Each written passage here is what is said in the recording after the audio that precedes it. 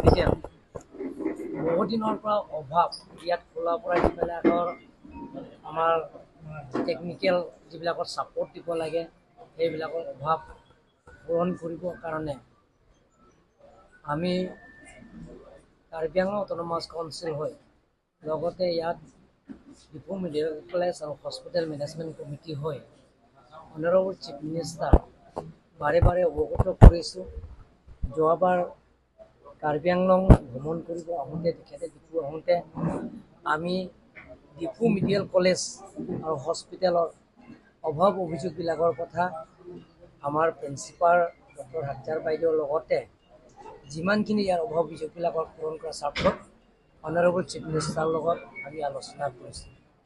সেই আলোচনা কৰা মতে ডিফু মেডিকেল কলেজৰ এটা ডাঙৰ সমস্যাটো আছে যে MILটো নাই ইয়াতে।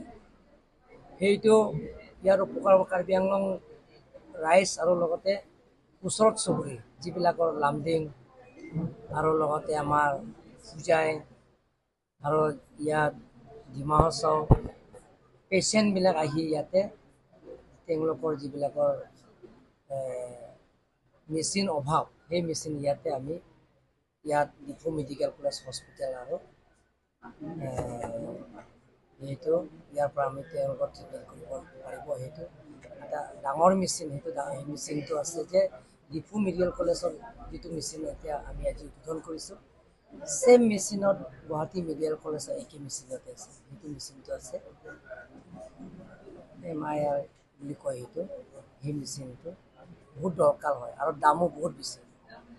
সেই মেচিনৰ দাম 10-15 কোটি টকা হয়।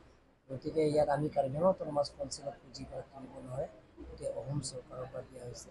সেই মেচিনটো আমাৰ ডক্টৰ হিমন্ত বিশ্ব শৰ্মা ডাঙৰীয়াক উপহাৰ দিয়াৰ কাৰণে আমি তেখেতক আন্তৰিক ধন্যবাদ দিছোঁ। গতিকে আজি বেলেগ কাৰ্যসূচী নাই।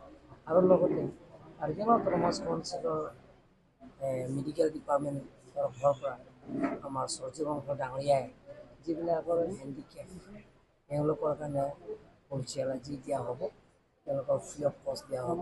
তেওঁলোকৰ আজি সেইটো ডিষ্ট্ৰিবিউশ্যন কৰা এটা কাৰ্যসূচী যে মিলাই আজি সেই দিনটো আজি আমি আজি ইন'গ্ৰেশ্যন ফাংচনটো দি আছোঁ। বেলেগ কাৰ্যসূচী হ'ব।